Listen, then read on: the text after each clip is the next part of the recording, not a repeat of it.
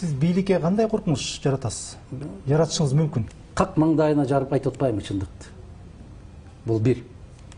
Кайсы шайланган президент болсо дагы мыйзамды бузду. Мен муну президент катары тааныбайм деп айтып атпайм. Бул эки.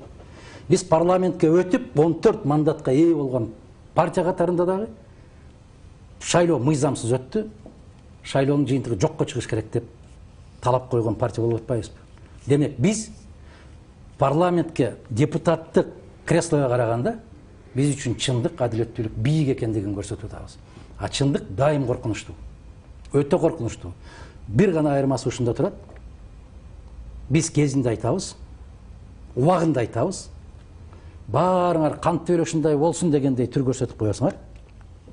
А ошол мен айткан нерсе болгондон кийин биз деле билчүбүз деп коюп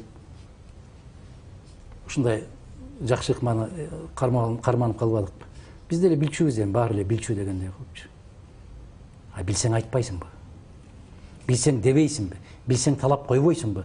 Мисалы, аттуу баштуу кишилер, артисттер деле, маданият кызматкерлери айтат.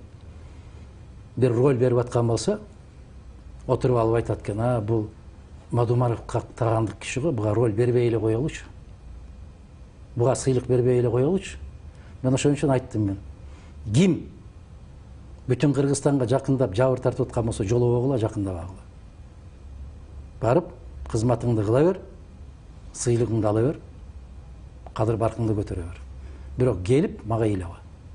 Ошол. Siz